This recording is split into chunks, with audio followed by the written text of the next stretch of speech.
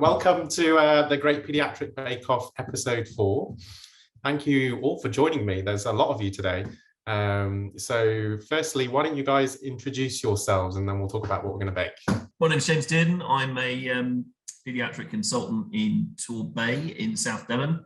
And I've been on the Milestones board since 2019, I think. And then I have Seb.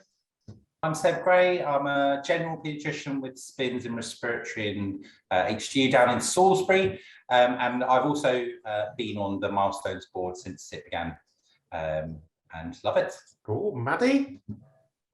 Hi, I'm Maddy. I'm a PEDS ST5 up in Hull. I am also one of the less than full-time paediatric trainee representatives on the trainees committee for the RCPCH.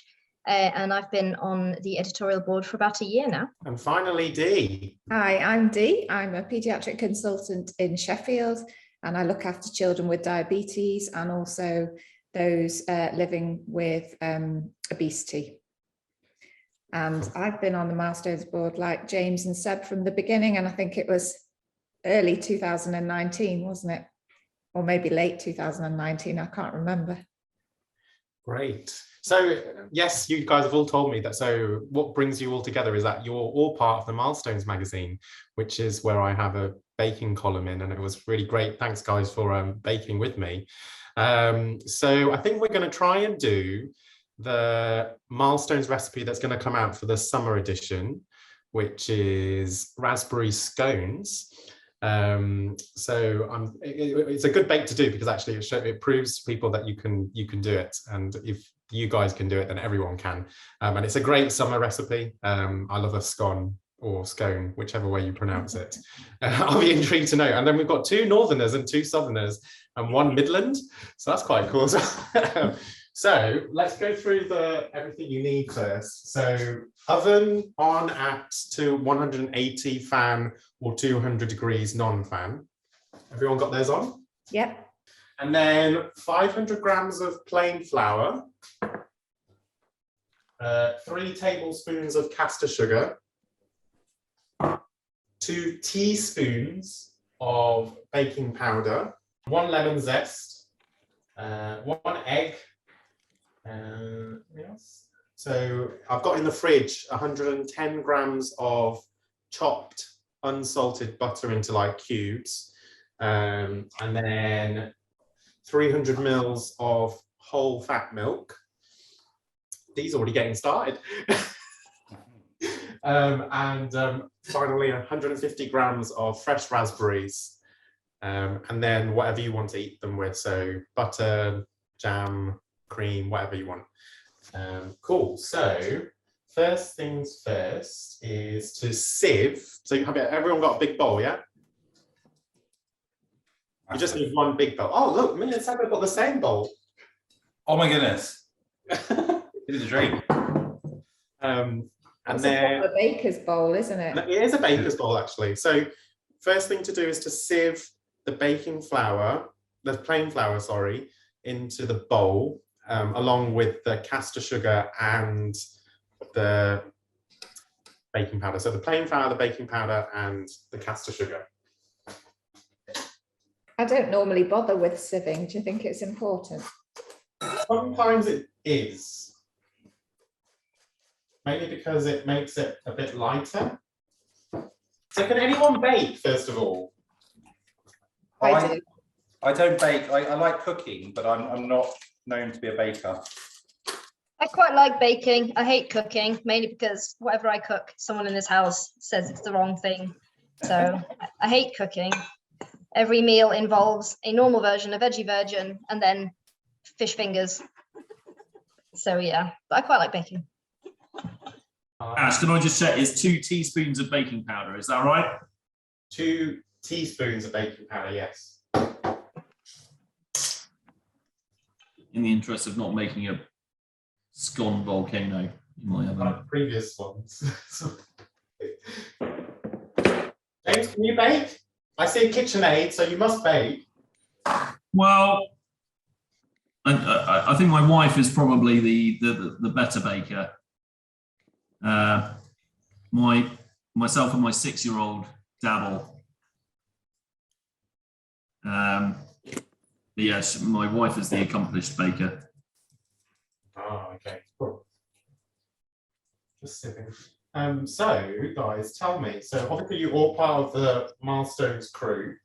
So what brought you all together, and how did you come up with the name Milestones, and who runs it, and who contributes to it? I'm quite intrigued to know. Obviously I do a baking column. So it's Ashleen is the one I think that recruited all of us. I think there was a lot of sort of word of mouth. I think Maddy came from a James nomination, thought she'd be perfect for it. So I think that's where that came from. But I think we were all approached in the early days when it was starting because of involvements with the college prior to that. I know I'd previously written for the previous magazine and was involved in the trainees committee and just become a consultant. So I was keen to stay involved in the college. And then they had a competition to name it. I think that's one of the reasons why they knew I was quite keen, because I submitted, I think, about 100 entries. Basically, I knew it had to be a one-word thing. I thought that would fit well. But yes, Milestones was actually one of my suggestions. So I think I won a spa day back at the very beginning for naming it. Nice. Yeah, which was very nice. But there were lots of suggestions. Yeah, I think this is definitely been Ashleen's brainchild from the start. She was the one who had the sort of the vision that we wanted to create a magazine that was created by members for members, and focusing in on issues that are important and pertinent to members, as well as sort of promoting the policy of the college.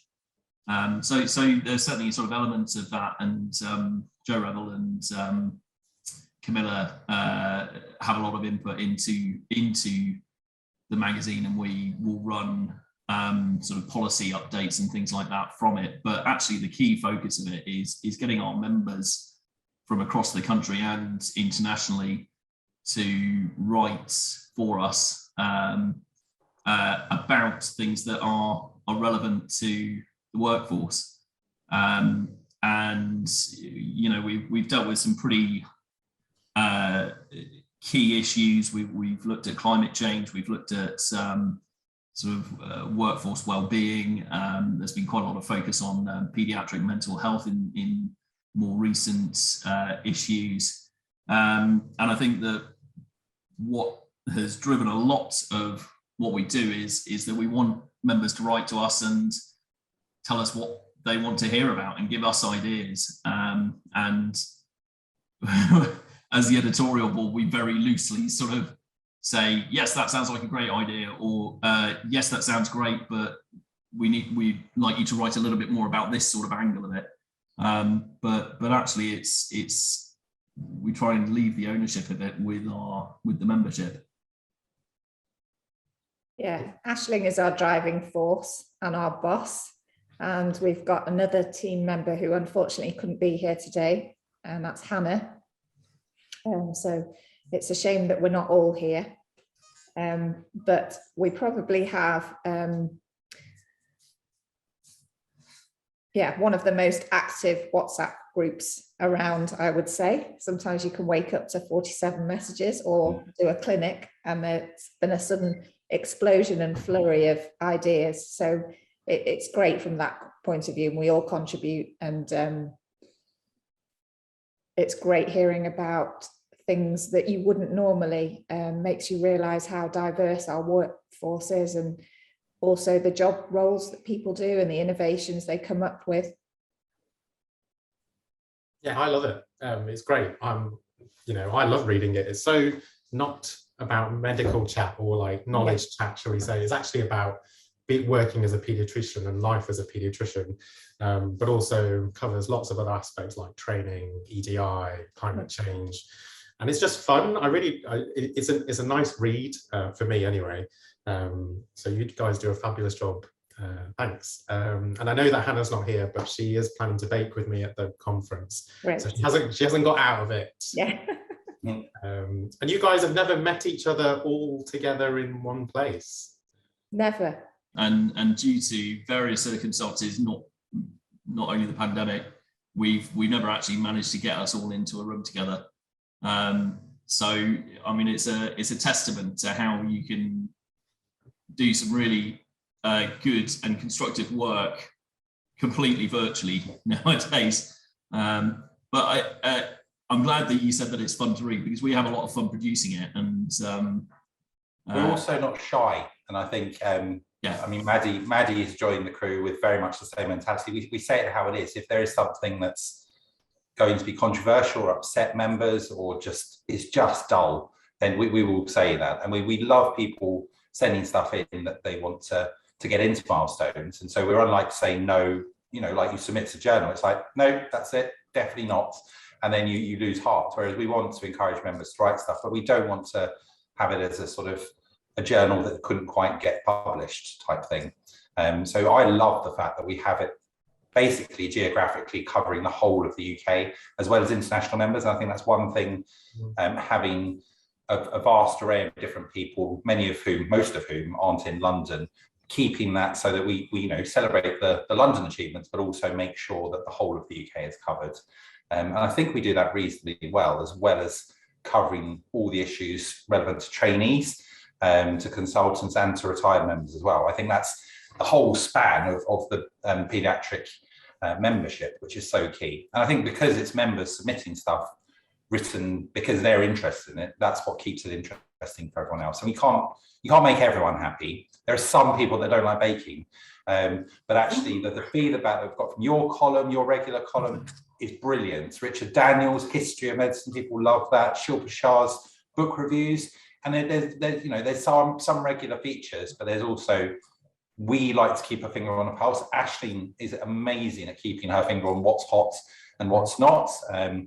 Good Twitter spying going on, and we build on that stuff and take stuff. So any suggestion is welcome. And we like to celebrate what the good stuff going across the country is doing. The well-being stuff is a regular feature, which is really important. Yeah, I love the well-being stuff, and I also love the day in the life. It's really interesting to see how diverse our jobs are, but yet we've got this common connection of the privilege of working with families and children, and there are common themes to all of our lives as paediatricians, but yet everybody's day job is so different. Yeah, it's great. I'm a big fan. So I'm going to make you guys do the butter now. So have you mixed your flour and pasta sugar and things together with like a whisk, just to mix it, and then get the butter out of the fridge? It's where scones go wrong for me. Now, is it scones or scones? It's scones, because you wouldn't eat an ice cream cone, would you? Good point. Scone. I don't know. I seem to interchange between the two of them. Flexible. Yeah, I'm flexible. Good. Right. So now we need to mix the butter into the flour, and you basically need to do this with your hands or a food processor. But I thought we'd just do it with our hands. And it's kind of like lifting up, rubbing it together, and just mixing the butter in. So it should be cold, and you also want to put in the lemon zest at this point as well.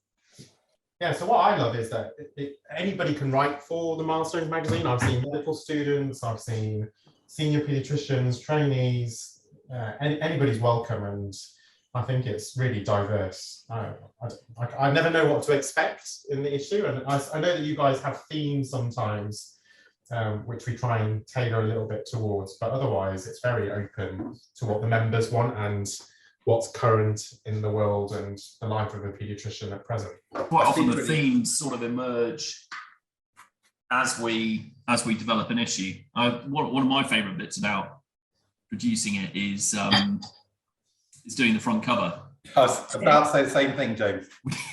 We get some artistic license to think about and create what we want the front cover to look like. And actually, if you look back at the front covers historically, they've all got little bits and pieces on that. I mean, we invariably will have some shout out to RCVCH and us on there.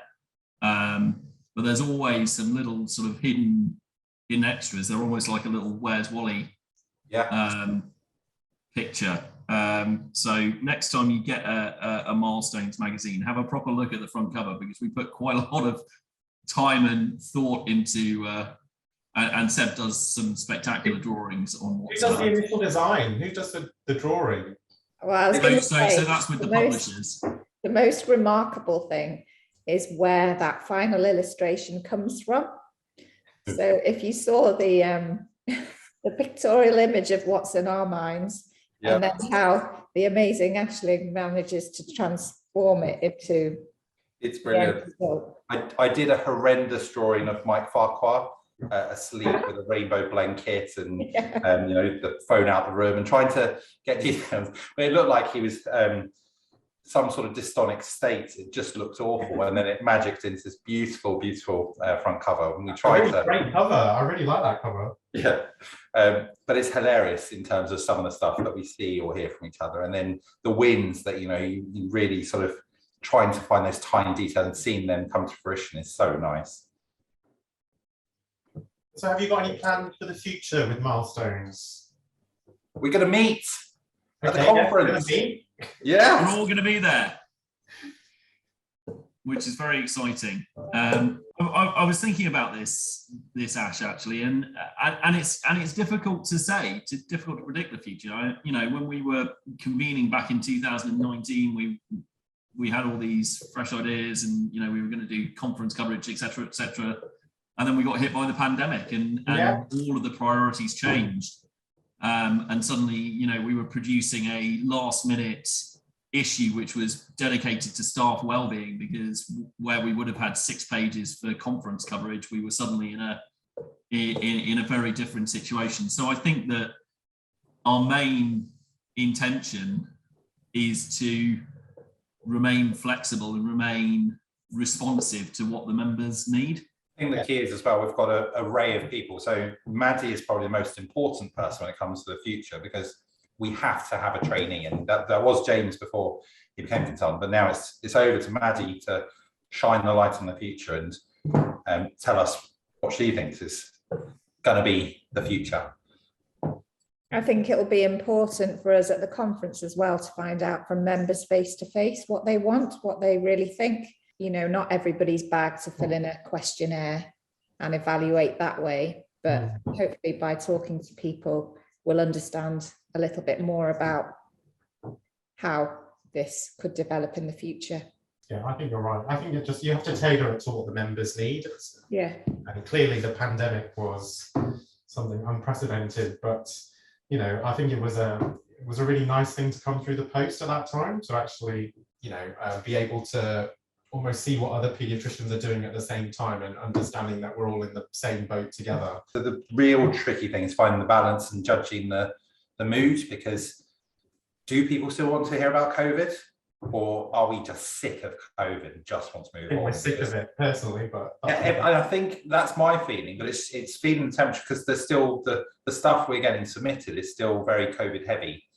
I don't think any of us are in desperate need to pick up a magazine and read more about COVID when it's still so big in our lives.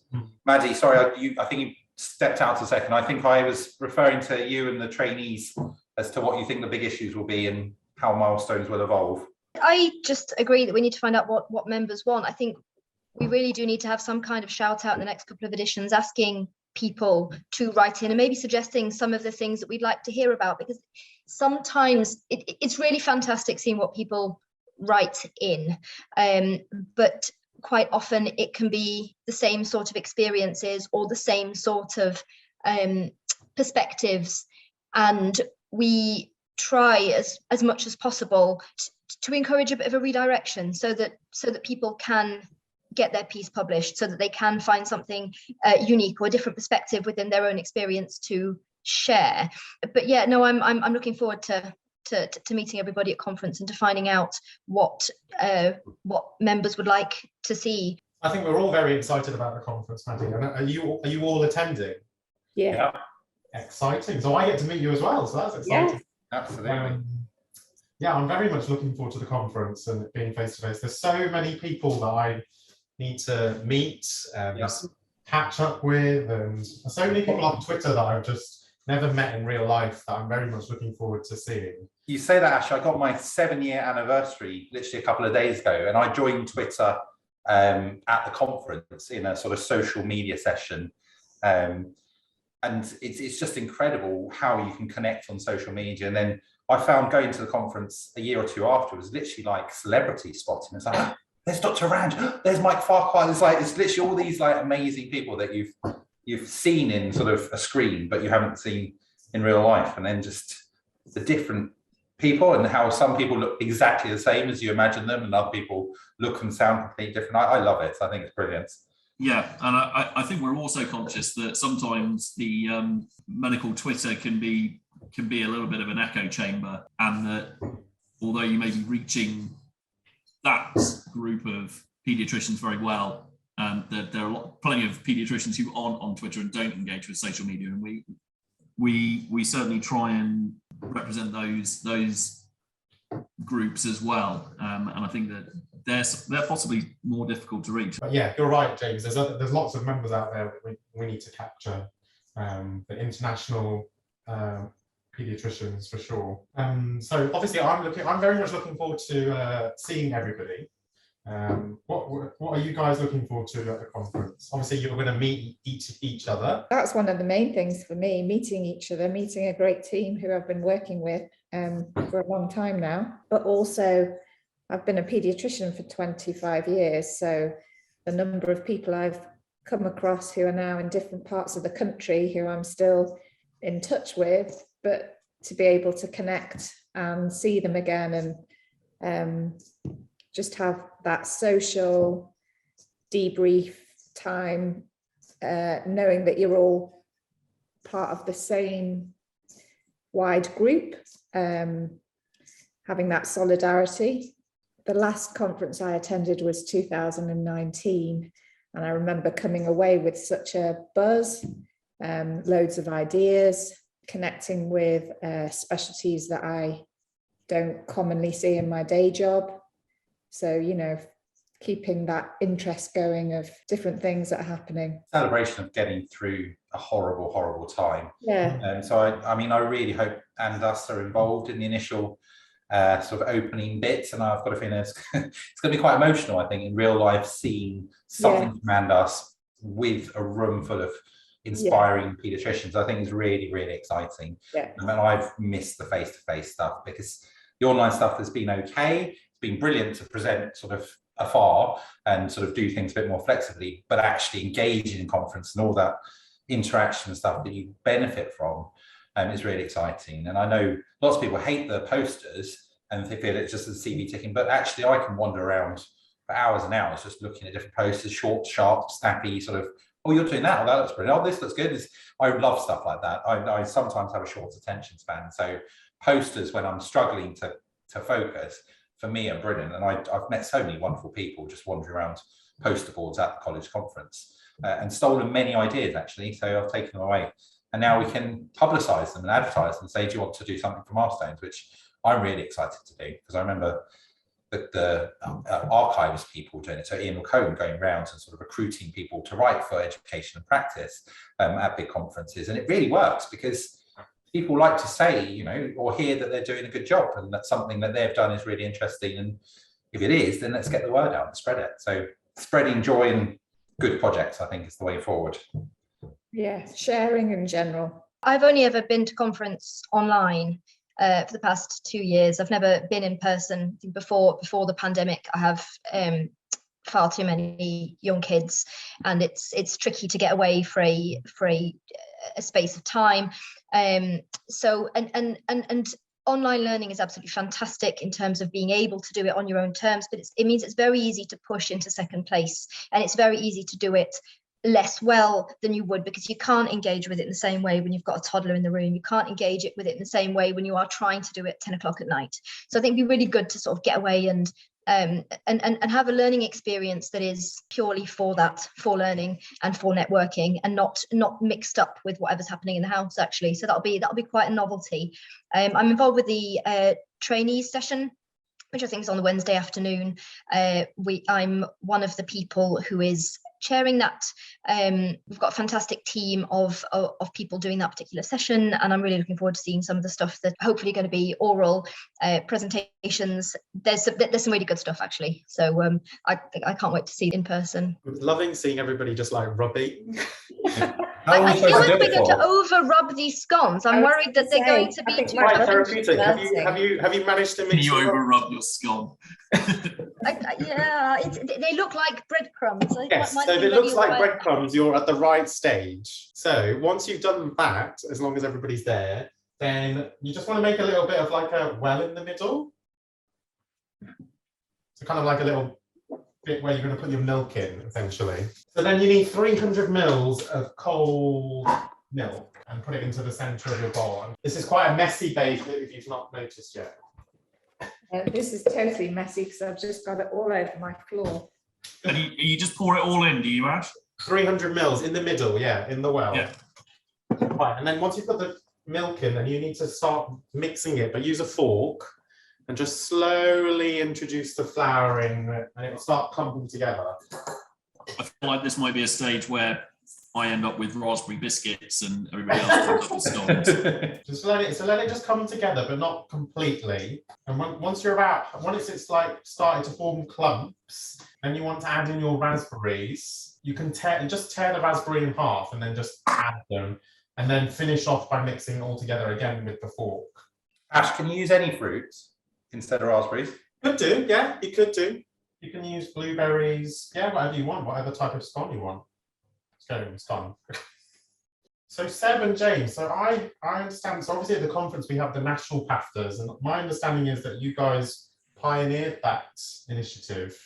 We were part of the Trainees Committee in Wessex, and we were trying to take the Trainees Committee on tour back in 2014.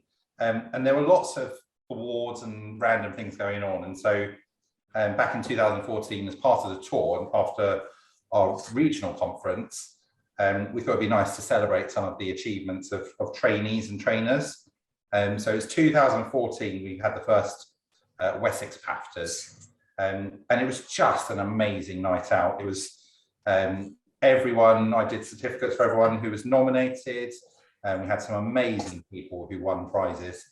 And I managed to get sponsorship, so no one had to pay a penny. It was just a lovely, lovely evening out. And it just sort of snowballed from there because I'm keen to share good practice. I went to the Trainees Committee and presented what we did. There was no objective findings. It wasn't a QI project. It was nothing like that. It was just saying we did this. It seemed to boost morale for everyone. Everyone seemed to have a really good time. And then there were some really early adopters. So James was one of the first adopters to really embrace it and make it such a success, but also Nancy Bostock in East of England. She was the East of England trainee rep. She was amazing at sort of really driving it. Wilf Kelsall, who was head of school, was fantastic at supporting it there. We had Gary Connett in Wessex, and it was senior support of a trainee-led initiative, and it just spread like wildfire because it was such a positive thing. So it literally took 3-4 years for every single region to be doing their own PAFTAs. And what's great is seeing how catered for the individual region each PAFTA seems to do. So there's some of the different varieties and different styles has been amazing. And I love watching it whenever it pops up on Twitter and the different people winning different prizes and how much joy it seems to be spreading. It's absolutely fantastic. So, and that's why James is known to be associated with PAFTAs, because he's done a fantastic job in Peninsula in terms of really pushing it and making it a real showcase of brilliance. So it's interesting to see how James has developed it and what he's done as well. Yeah, well, I mean, hats off to the Wessex team, and we always sort of reference things back to them because they were the first ones who basically said, look, it'd just be really nice to have some recognition, both for trainees who have shown themselves to be outstanding, but also to recognise some of the supervisors who do an exceptional job looking after their trainees. And certainly down in the southwest, what we have subsequently done is acknowledge that it's not just the medical team that make the difference here, and we've gradually grown over the years. We've been running PAFTAs down here since 2017, I think, was our first one, and I think we had 5 categories, but included Nurse of the Year within that, and we now have 13 categories. Wow. Including Junior Nurse, Nursing Role Model of the Year, Nursing Lifetime Achievement Award, Non-Clinical Staff Award, Team of the Year, Advanced Nurse Practitioner of the Year, and it's just been a phenomenal success. And in 2020, just before the pandemic hit and we all went into lockdown, we hosted our PAFTAs in Plymouth, and we had over 230 staff from across Devon and Cornwall there for a big 3-course black tie dinner event with awards, and we've managed to continue that during the pandemic. Not the face-to-face element, but we had over 150 people on a Zoom call with Camilla Kingdon presenting some of our awards and doing an amazing talk last year. And actually we're gearing up to do another face-to-face event in a couple of weeks' time, and that's going to be our PAFTAs from this year. So it's been incredibly successful down here, and that's because it's a good thing. It's a good thing for staff, and it's nice to say thank you and recognise excellence and great work and how hard people are working, and people like to receive thanks, but also it's really inspiring to see people to be the one giving thanks as well. I think people get a real kick out of seeing somebody open their nomination and their response to that. So that's what drives it, really. It's an infectious spirit, isn't it? Yeah, absolutely. And it's not just the winning; it's the nominations as well, isn't it? There can be a real sort of difficulty getting. So usually when you're getting feedback, it's feedback you've asked for. It's MSFs, and there's always that trepidation when you open your MSF. Oh my goodness, what people going to say? Which is the whole of the story. But you don't, you can't ask for this, and it's nice when people get nominated. We have ANNP nominations in Yorkshire as well. I'd love to see the ANNP bit of it and the nursing staff bit become national actually as well. That would be a really good development, because they're part of the team, and quite frankly I think we've got some local ones that really deserve to win the national ones. if the ANNP and nursing ones became national, that'd be great. I agree, that would be fantastic. And what's really, many members don't know, but us are involved in the judging process on the national awards, which was fairly essential when we were starting. We were championed by Andrew Long, who's since retired, but also Simon Newell, the late Simon Newell, and they really helped to get it to the national stage, which was fantastic. So we were literally empowered as trainees to get something that was recognised to be good, and that's why I think our college is so great, because it really tends to value trainees trying to do good. And I think the same will keep happening, because often the best ideas come from those who are moving from place to place and stealing all the good bits and taking them with them and trying to change the bad bits. So yeah, I love it. Oh, yeah, so it's become a big thing here in the West Midlands as well. And we've increased our categories: best training unit, best non-medical person, best AMP.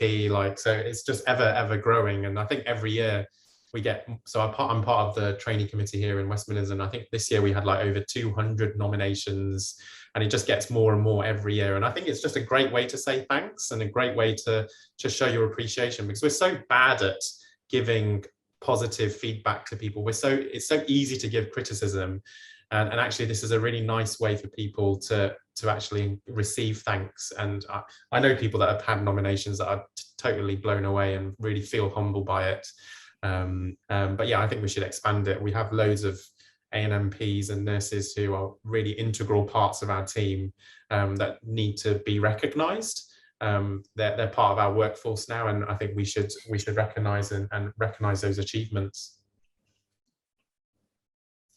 Everyone done the dough? Good. So Very gooey. Sticky. So now you want to dust your surface quite well with flour. Mine is very sticky. Is it meant to be sticky like this? Yeah. It's meant to be sticky. And then, how dusty are we talking, Ash? like a good dusting. Enough to make your kitchen like it looked at 9 a.m.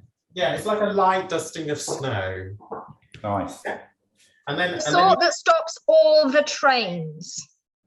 well, most trains stop with any snow. Yeah. Yeah, that's what I've gone for, Maddy. So let's. So I can get mine out in one thing. Oh, sure I can. So if you can and then get it onto your surface essentially. Oh, it's very sticky. Yeah. It is very sticky. And then basically put some flour on top as well. And then just make it into like a little ball, right? Like not a big ball, but like just so it's easier for you to like handle.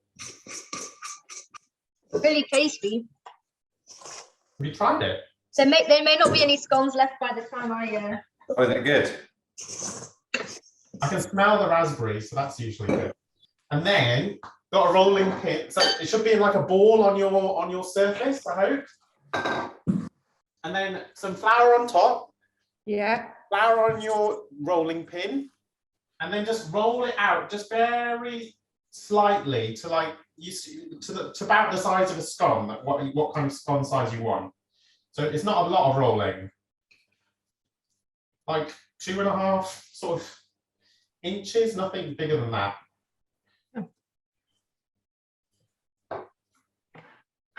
Just a little bit, just slightly flat, essentially.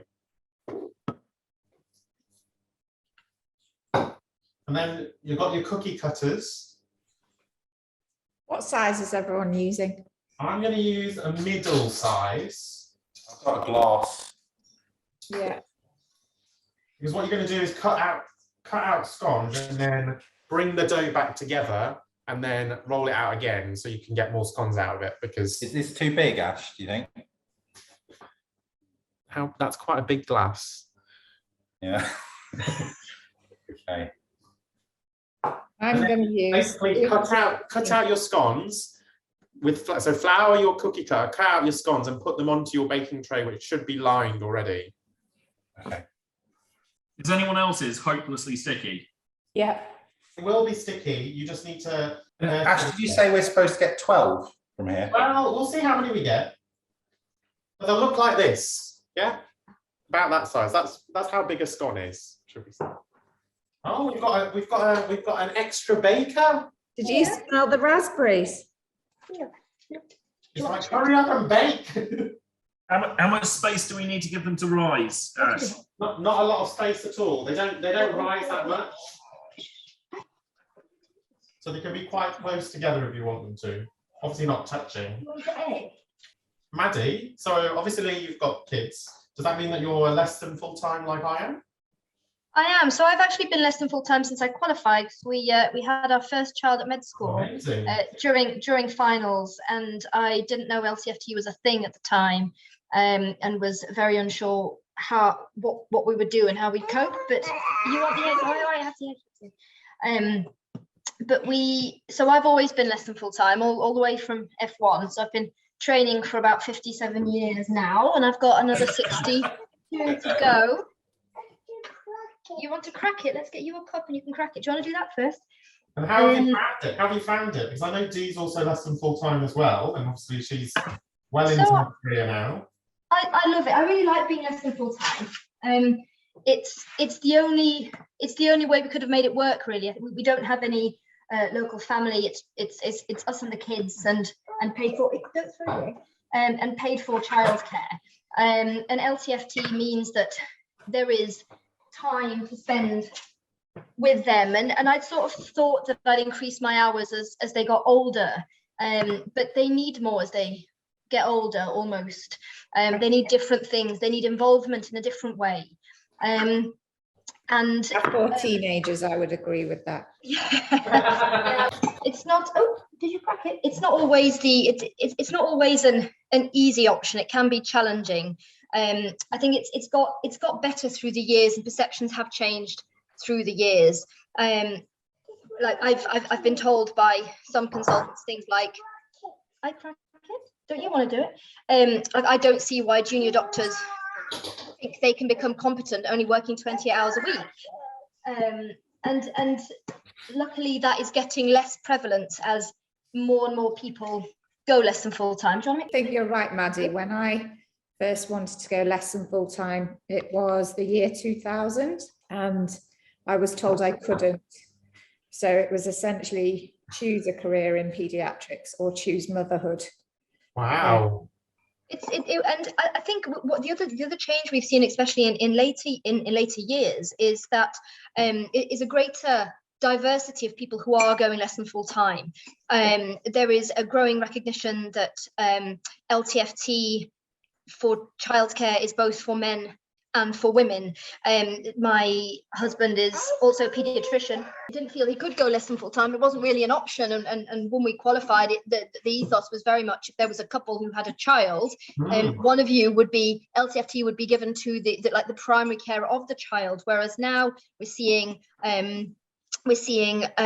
couples who both choose to go LTFT, and there's growing recognition that LTFT for health reasons, including mental health reasons, is a real lifesaver for people, and that it allows people to survive and to thrive as doctors who couldn't have done it without the adaptations in place, or couldn't have done it happily without those adaptations in place.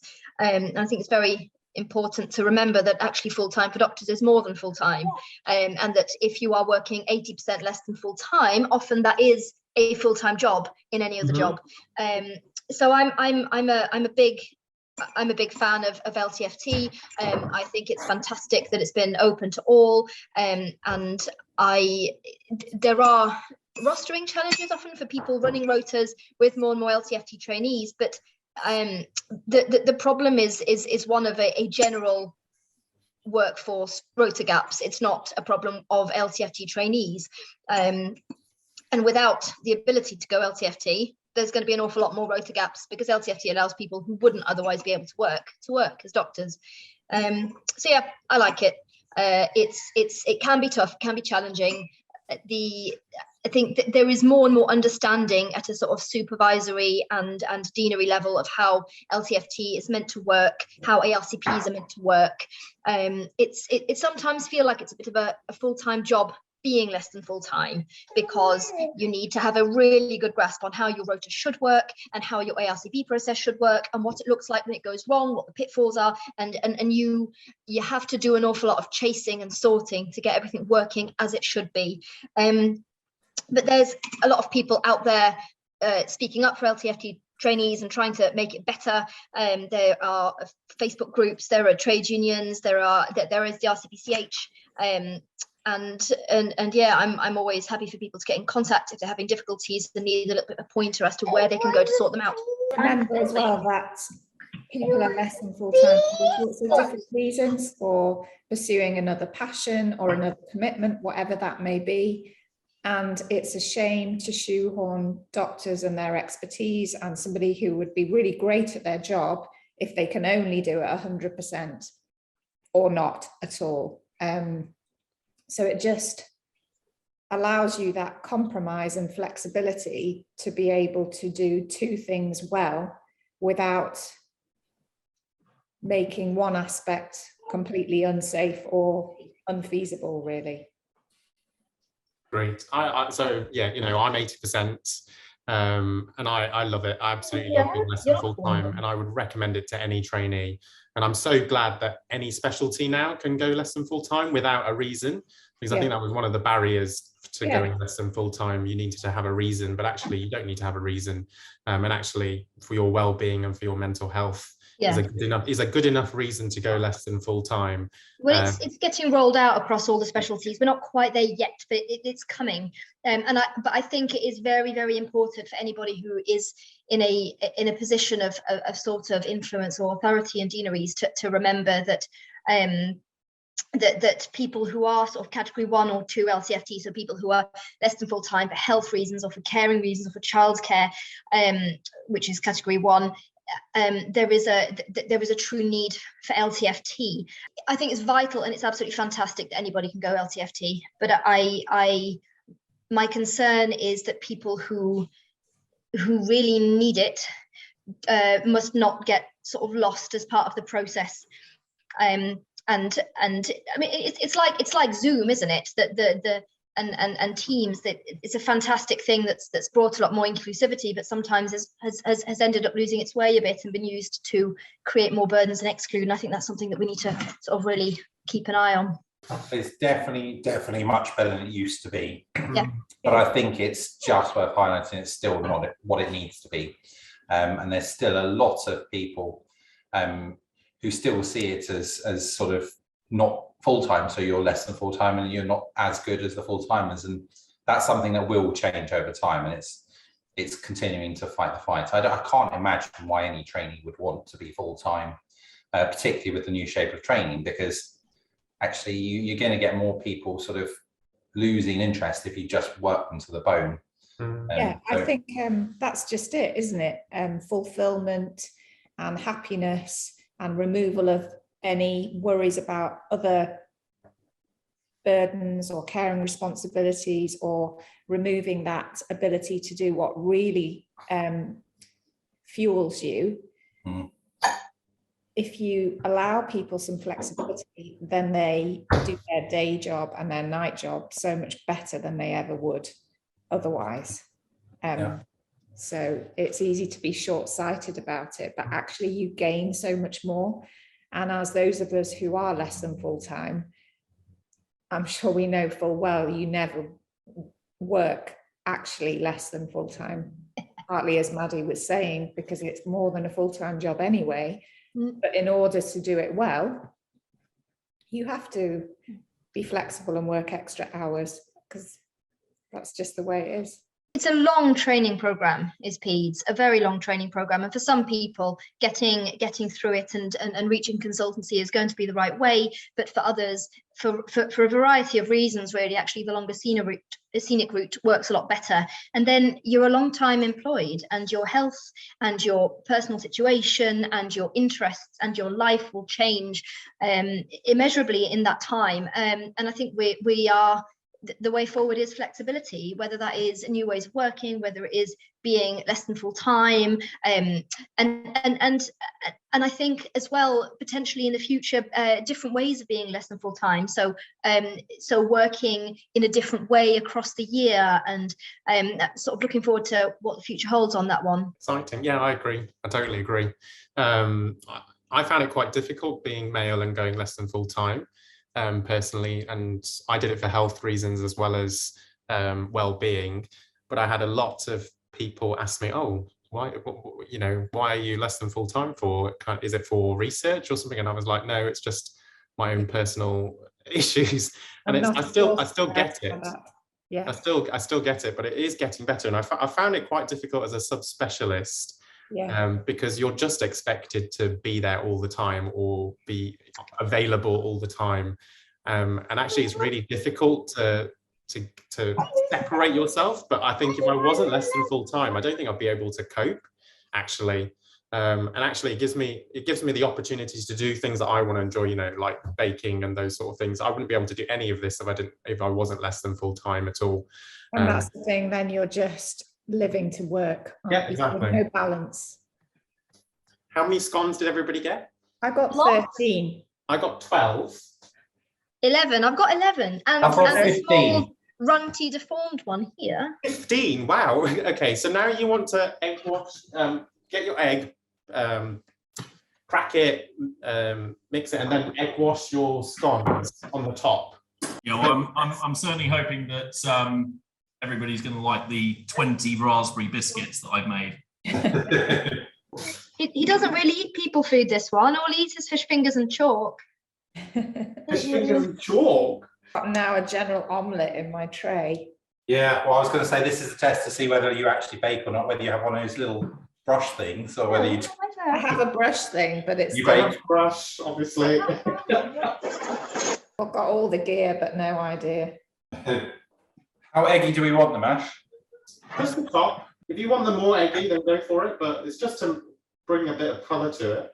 And then once you've done that, you can put them into your oven. Ooh. How long? Well, we'll start with 15 minutes and see what they look like. So who's got them in the oven? These got them in the oven. I'm struggling with the egg wash here. It's not working terribly well. No, it didn't work for me either, Maddy. James is cleaning. It's all over the tray. So it's scones and omelette. I'm just leaving a disaster behind me. So each one then is 37 grams of carbs. Okay. Oh, wow. You're going to have to tell us what that means, Dean. Well, I'm going to put it in the oven now, Midge. it's You ready? for carb counting. If you're on insulin, then you will have a ratio of how to administer your insulin depending on the number of carbs that you're having. So you might have a ratio of 1 to 8 grams. So there's an awful lot of maths involved. So every now and then I like to remind myself of how tricky it is and how much extra layers of thinking there are to normal everyday activities that many people just don't have to think about. Yeah, difficult. Any child with a chronic illness, I think it's really challenging. It's good to remind yourself and put yourself into their shoes and their life of what it actually means. Yeah. James, have you finished cleaning? In process. In process. So you're a fairly new consultant. How have you found that transition going from trainee to consultant? I'm a DGH paediatrician, and I've got a spin-in high dependency care as well, and I work in a sort of smallish DGH. So we don't have any particularly specialist services. We do have a dedicated HDU. The acute side of things has been a sort of a natural transition, I suppose.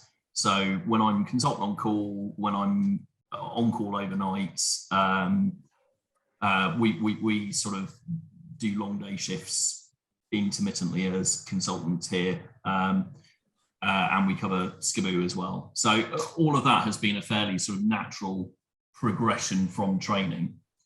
But I would probably say that accounts for about 20% of my work. And the rest of it is almost exclusively outpatients, which has been a really steep learning curve. Because certainly where I trained, I think we were prepared very well to be senior registrars and acute paediatricians, but not necessarily set up to deal with an outpatient workload and all of the administration and complexities that come along with that. And I think, you know, I took it fairly tongue-in-cheek when my consultant colleague said, yeah, you're in a bit of a honeymoon period at the moment. Just you wait. And I'm now just over a year in, and that administration load has sort of skyrocketed, and the sort of number of emails you get a day, et cetera, is just it can quite rapidly become overwhelming. And then you've got all of the other sort of projects, and I don't think I've always been a person who's been involved in quite a lot of things and projects, but I've always had the luxury, and I didn't realize it was a luxury until it wasn't there anymore, of being able to come to the end of a 6-month or a year-long rotation and basically say, oh, well, I haven't done that, but it doesn't matter, bye. Yeah. Whereas now I've got projects where I either have to finish it, give it to somebody else, or kill it, because otherwise it will just stay in the background, sort of adding to that stress and that workload. And so I've sort of had to focus down on things and say no to a lot more than I probably previously would have as a trainee, because I can't do a little bit and then leave it for the next trainee to come along and finish off. Once it's yours, it's yours. But I'm working in a brilliant team in Torbay. They're an incredibly supportive group of consultants. We work really well as a team together. It's just, and I think that's probably been the most important thing, along with the fact that it's now a 12-minute commute for me. That helps too. But I think in reflection, the two things that I've been saying to all of my colleagues who are coming to the end of their training now is find somewhere where you fit in and where you like the people that you're going to be working with, and pick somewhere that is going to be sustainable for you in the long term. And for me, certainly that's to do with the commute. And I think go for the location, not the job that you think that you want to be doing. Because the job can change. Oh, got it. So I'm high dependency spin trained, and my main role within our department is the mental health lead, which is a job that I have absolutely loved taking on. But my goodness, is there a lot to do. And it's a really refreshing challenge to be doing that, but it certainly isn't what I would have anticipated me doing 18 months ago. I think being a consultant is a bit like discovering the medical school you never went to, isn't it? Yeah. all the modules you missed. Yeah. I remember my first day, there was just post for me on my desk, and it was a letter from one consultant, a tertiary consultant, to the GP, CC a copy of the letter to my predecessor. And I just sat there, so I don't know what to do with it. Sorry, I don't know that. Sorry, Alexa likes to join me every now and then. But it's one of those things that I just didn't know what to do with it. It's like, I've got this post, am I supposed to action something? It doesn't mention that I'm supposed to do anything. Am I supposed to file it? Do I log? And it's just simple things that you just assumed that I'd know what to do with that bit of paper. And it's like starting F1 again, and you've trained in medical school, you think you're ready to be a doctor, and then you have to do all the administrative tasks that make the bulk of the daily job. And there is that aspect of becoming a new consultant.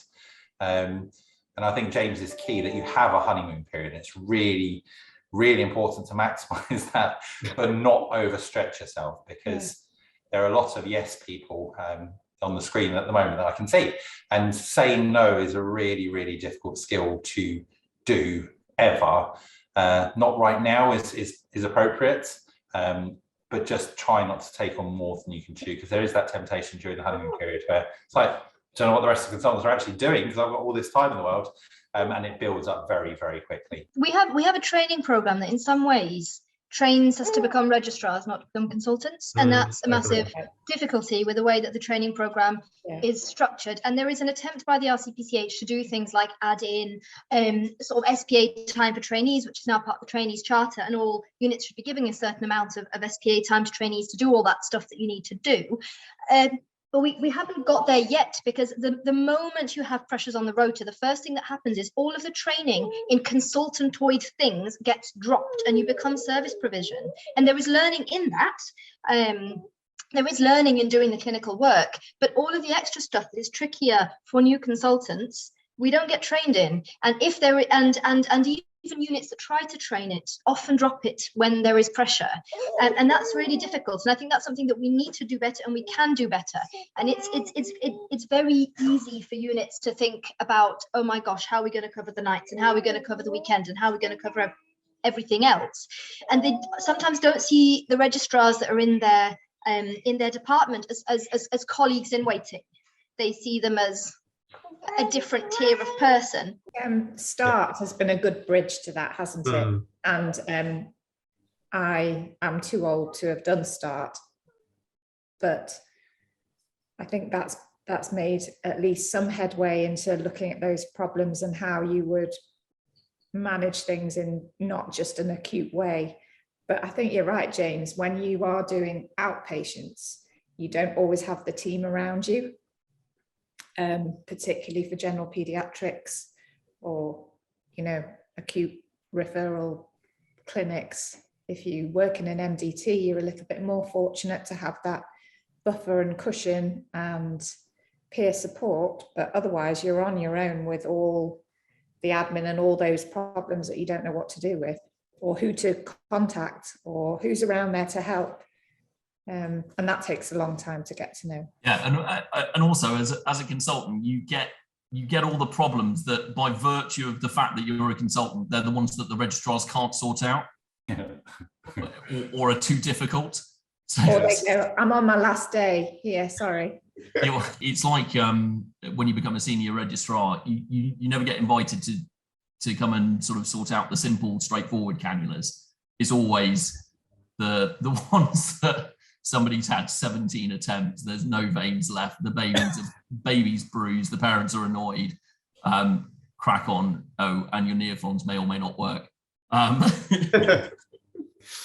You're right. You're so right. Yeah, so true. I think I literally just did start a couple of weeks ago, and I do think it's a good tool. I can't say exam tool, and it does prepare you for certain situations. It gives you an idea of what things you need to know as a consultant, certain things. But I don't think it covers enough about outpatient experience. And I think training really needs to change for the senior trainees particularly, because like you said, James, that's pretty much the bulk of your work. The acute stuff you've done for 8, 9, 10 years, you know, if you're less than full-time, even longer, it's like bread and butter to you almost. That bit's not the hard bit. It's actually the being on your own in the outpatient clinic and knowing what to do in that situation. And I'm hoping Shape of Training will tailor that towards more senior trainees and give them more experience to deal with that. And I think, yeah, I totally agree with you, Maddy. I think we have to fight for training, and yeah, that's the nooks of it. But I think it should come first. It shouldn't be service provision that comes first. Actually, you're a trainee. We need a real rethink on how we do things, though, because what has happened a bit in some places that to get the trainees the training experience, consultants step down and do some of the service provision to allow the trainees to do that. And in terms of role modeling and wanting to be that person in the future, I think lots of paediatricians stop doing paediatrics because of looking at some of the consultants thinking, I don't really want to be like them. And I think that's a lot more in other specialties, but paediatrics, I think we're generally a friendly bunch, and if it's busy, we will offer to help probably sooner than other specialties. And I don't want to be completely saying that about everyone, but I feel like we offer a lot more, and we probably do a lot more consultant-led, that we don't want to stretch that too far. So if we are doing service provision to allow more training, it can't be from consultants acting down, making it less appealing as a long-term job. So we don't want to, you know, I've heard that a lot in some career events that I've done. There are lots of, you know, medical students who are very attracted to a career in paediatrics, but they just say, you know, by word of mouth, I just don't think I'll be able to do it. It's too difficult, which is such a shame when they've got that passion. So we need to change things, don't we? So we don't lose those people. And as someone who does resident nights as a consultant, it's brilliant for your work-life balance. You know, doing 4 PAs, 2 days worth of a night shift. I'm off on a Friday, and that's 9 times out of 10, I'm off on a Friday. So we have a routine. My wife works 80% as a GP as well. So we both have time off together as a family, and then we have the weekend most of the time as a bigger family with our kids. And for us, it's brilliant. We see a lot more of each other. I'm like James, I'm 9 minutes away from work. So it's just so much better in terms of being able to balance your life. And it's great that trainees have SPA time, but that was the game changer for me, coming a consultant and being told, now you have time to do things to develop yourself, which is amazing. And that's great that that's happening in training. It just needs to be protected and built in a bit more. I completely agree, Seb. I mean, my wife is a 80% emergency medicine registrar, which essentially amounts to a full-time ED rota, from what I can tell. And prior to becoming a consultant, it was a constant juggle. We've got 2 small children who need childcare, so it was a constant juggle of our rotas, swapping, trying to make sure that essentially the children had at least one parent looking after them. But since becoming a consultant, that battle and constant juggling of our shifts has got so much better. Still happens occasionally, but it's much easier now for me to swap an on-call night shift with one of my consultant colleagues than it would be to swap a block of four nights in a row. The other thing that we say about this service provision, in the directorate meetings that I'm part of, the focus of these is, oh my goodness, our waiting lists for outpatient appointments is huge. And I'm in the background saying, use the registrars. Why aren't we using the registrars to do clinics to reduce this waiting list? Because ultimately they just need, the people on the waiting list just need to get into the system, even if it's to see a registrar who can start some investigations and then arrange a follow-up with a consultant. So I think, as part of the COVID recovery, I'm sure that our waiting lists are not dissimilar to everybody else's. They've really suffered over the pandemic, and making sure that the registrars get get outpatient time will be part of trying to reduce those lists, but there needs to be a rethink about how that training is delivered. How are your scones doing? Mine needed a bit longer. I think mine need another 5 minutes. I think. Yeah, 5 or 6. I mean, I'm saying as if I know what that means, what they should look like, but they Still don't look look a like bit the pale. shop yet. Yeah, they need to be a bit browner, to be honest. Good. Well, my egg is still not cooked, basically. It's Oh. still swimming as yolk on the top. Oh, yeah, you definitely need some more time then. Mine aren't looking quite as biscuit-like as I thought they were going to. But See, you can bake. I know. I think they're probably going to be more akin to Welsh cakes than scones. But Never had a Welsh cake. Who Like a taught flat you how scone. to bake, Ash? Who taught me how to bake? Nobody, actually. Obviously, my mom's a brilliant cook, Indian cook, obviously. So I like cooking, but I find it quite time-consuming for not a lot of reward, if that makes sense. Because as soon as you made your meal, you're going to eat it and it's going to go. And yes, it's delicious, but it's short-lived, is what I think. So after a long day, or after work, I don't want to be making a 50-minute meal or whatever. I just want a fairly 20 max 30-minute meal to make. And then I don't know how I got into baking, really. I think I took an UPI as a simulation fellow, and I do a lot of simulation work. And I started baking then, because I like to bake for the courses, essentially. So I started very simple. And then I made a pact to myself. I was like, I'm going to try and bake for every single regional course that we had, which was about 18 courses that year. And I just started with like lemon drizzle, and then built from there. I was like, I'll do a brownie this time, see how it goes, learn from it. I love sweet goods anyway, so It's a good excuse, isn't it, to make them for other people? It's a win-win for me. And then I just progressed from there, and now I can bake most things, I think. I don't particularly like showstoppers. I don't have the time for the show-stopping sort of long 5-6 hour bakes. But I'm very happy to do any type of cake. And now people are like asking me for birthday cakes, and I'm doing like my nephew's cupcakes for his 5th birthday party. I've got to make 30 cupcakes for that. One of my friends asked me to do their christening cake in July.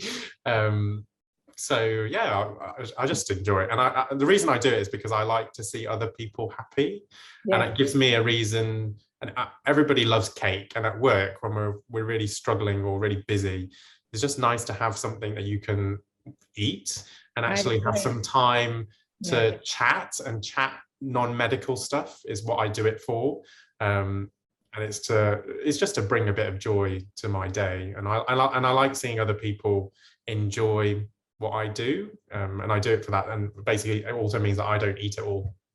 And how do you decide which ones go into Milestones? Are they your favourites? Are we working down your list, or? Well, it's kind of, sometimes it's I started off when I first, well, obviously I didn't know that I was going to do it every quarter, but now I am. So I started off with, I'll do a muffin, and I'll do a brownie, and then I'll do a cookie, and now I've got past that stage.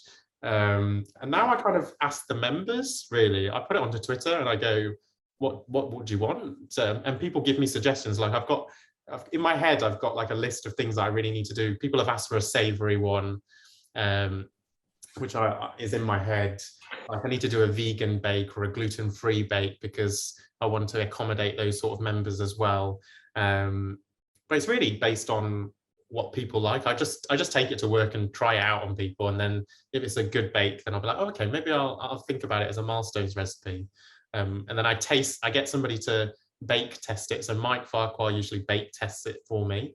And then if he's able to do it, then I think it's a recipe that's able to go into Milestones.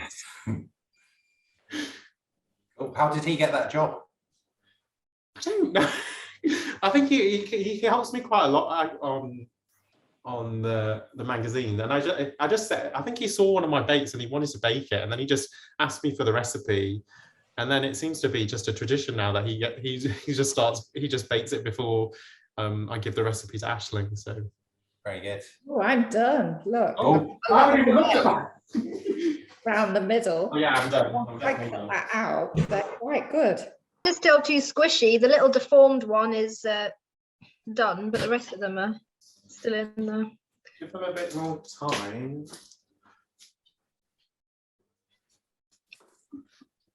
Mine are merging a bit. Yeah, That's mine okay. have merged a little bit as well. How can you tell if they're done or not? You eat them. Yeah, you eat them. And that's one of my more biscuit-like ones. Yeah. They're quite hot at the moment. Yeah, mine are all stuck as well. It's not like bread where you tap on the bottom and it's... No. No, okay. Well, Maddy's eating hers, so they must be okay. It's just a small one. It's Just, fine. have you put your other ones back in? Yep. And Ash, what would you have with your scones? What is the... So I haven't got any clotted cream, and James has got both. I would just have mine with butter most of the time. Oh, Lurpak, right? Yeah. Salted Lurpak. Yeah. Nothing else will do. really? Will do. Yeah. Oh, So that's how I prefer them, particularly these ones because they're fruity. So I don't feel I need the jam. okay. Some people want the jam. That's fine. You want So it. if you were having clotted cream and jam, which way round would it go? So the clotted cream would go first, and then the jam. Oh, really? Yeah. Yeah, actually, I In my head, it's like butter. Yeah. Yeah. Butter always goes on first, Yes. and then whatever. If you want jam on top, then or marmalade or whatever, Nutella, whatever, you put it on after that. So that's what I do. I don't know what you guys down south do. I think I've just really So that would be the official Devonshire way to do a cream tea. Cornwall would say jam first, clotted cream second, which just seems like a travesty. But And the best way is to split them in half and jam and cream both sides, and then you eat them like open-faced sandwiches, and you get more cream, more jam, and everyone's you. James, how are they tasting? it tastes very nice. And actually, the inside they're scony, but Yeah. I think I just rolled them too thin. Yeah, it's very. It doesn't really matter if you roll them thinner; they're just thinner scones. Seb, how are yours looking? Oh, they're looking good actually. Good. Are you going to try them now, or are you going to wait a bit? I've got children coming back from school a bit later who I promised would be able to try some scones. Yes, So- me too. Look, this is my most perfect one. That's good, isn't it? That's beautiful. It looks like it will I'm taking mine out. split in the middle without a knife, which is what good ones are meant to do. Oh, it's great. That is professional. That's what Beautiful. Yeah, they look ace. maybe if I'd stacked mine. There's mine.